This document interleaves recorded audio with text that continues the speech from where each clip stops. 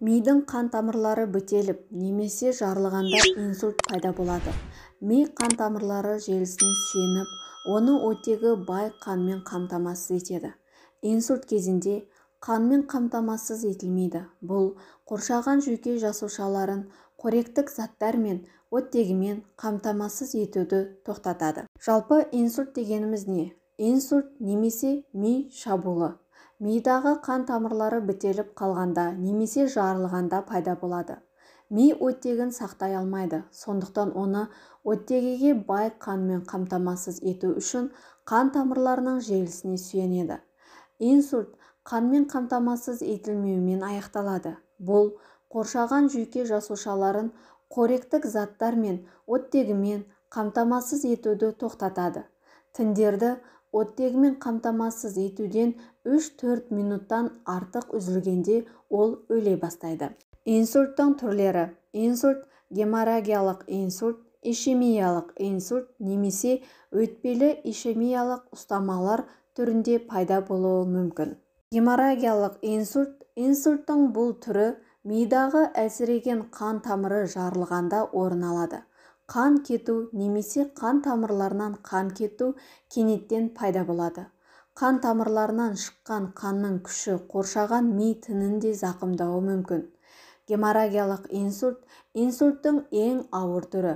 Барлық инсульттардың шамамен 13% геморрагиялық. Геморрагиялық инсульттың өзінің екі түрі бар: интрацеребральды және субарахноидты.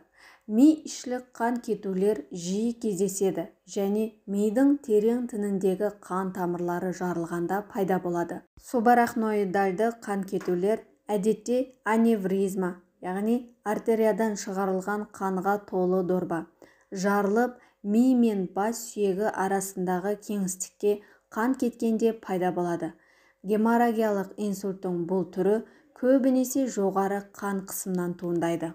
Ишемиялық инсульт. Инсульттың бұл түрі мидағы қан тамыры ұйып, миға қан беруді тоқтатқанда пайда болады. Мидың қан тамырында пайда болатын қан ұйғышын тромб деп атайды. Дененің басқа бөлігінде, мысалы мойын немесе жүректің шырышты қабатында пайда болып, миға баратын қан ұйығы эмболия деп аталады. Қан ұйғыштары көбінесе атеросклероз деп аталатын аурудан, қан тамырларының қабырғаларында майлы шөгінділері бар бляшкалардың жиналуынан туындайды. Барлық инсульттердің шамамен 87% ишемиялық болып табылады. Ишемиялық инсультті емдеу симптомдар басталғаннан кейін инсульт зардап шегуші ауруханаға қаншалықты тез келгеніне байланысты. Өтпелі ишемиялық ұстама. Бұл инсульт сияқты байыпты емделуі керек. Тия инсультпен бірдей белгілерге ие, бірақ олар бірнеше минутқа немесе 24 сағатқа дейін созылады. Инсульттан айырмашылығы: тия ми жасушаларын өлтірмейді, сондықтан мидың тұрақты зақымдалуы болмайды. Тия инсульттың маңызды ескерту белгісі болып саналады. Тия бар шамамен 3 адамның бірі инсульт алады. Симптомдары мен себептері. Инсульт қандай ұзаққа созылатын салдарға әкелуі мүмкін? Инсульттың әсері мидағы зақымдану дәрежесіне және орналасуына байланысты. Инсульт нәтижесінде пайда болуы мүмкін мүгедектіктің көптеген түрлерінің арасында дененің бір бөлігінің қозғалта алмауы, яғни паралич, дененің бір бөлігіндегі әлсіздік, дененің бір бөлігіндегі ұю, сөйлеу немесе сөздерді түсіну қабілетсіздігі, қарым-қатынастың қиындауы, жұтынудың қиындауы, көру қабілетінің жоғалуы, жадтың жоғалуы, шатасу немесе нашар пайымдау, тұлғаның өзгеруі, эмоционалдық проблемалар пайда болуы мүмкін. Инсульт неліктен дененің әртүрлі бөліктеріне әсер етеді? Ми тініндегі жүйке жасушалары есте сақтау, сөйлеу және қозғалыс сияқты функцияларды басқару үшін басқа жасушалармен байланысады. Инсульт болған кезде ми тініндегі жүйке жасушалары жарақаттанады. Бұл жарақаттың нәтижесінде жүйке жасушалары басқа жасушалармен байланыса алмайды. функциялары бұзылады. Егер мидың оң жағында инсульт пайда болса, дененің сол жағы зардап шегеді. Ал егер де инсульт сол жағында пайда болса, онда оң жағы зардап шегеді. Алдын алу. Инсультты қалай болдырмауға болады? Егер сіз инсульттың алдын алғыңыз келсе, инсультке әкелетін қауіпті факторларды, сондай-ақ инсультті азайту үшін қолданылатын стратегияларды түсінуіңіз керек.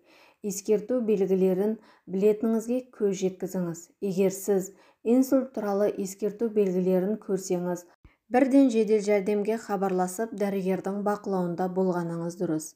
Инсульт туралы ескерту белгілерінің көпшілігі ауыртпалықсыз. Беттің, қолдың немесе аяқтың, әсіресе дененің бір жағында кенеттен ұю немесе әлсіздік пайда болады. Түсіну немесе сөйлеуде кенет қиындықтар пайда болады. Сөйлеудің бұрмалануы немесе шатастырылуы мүмкін. Бір көзді немесе екі көздің көруінің кенеттен қиындауы. Ауыр бас айналу немесе тепе-теңдіктің, координацияның немесе жүру қабілетінің кенеттен жоғалуы. Ешқандай себепсіз кенет және қатты бас ауруы. Инсультқа алып келетін негізгі факторлар. Инсульттың пайда болуының негізгі себебі жоғары артериялық қысым болып табылады. Сондықтан әрбір адам өзінің жұмысшы қан қысымын білуі және ол көтерілген жағдайда оны төмендетуге тырысуы керек.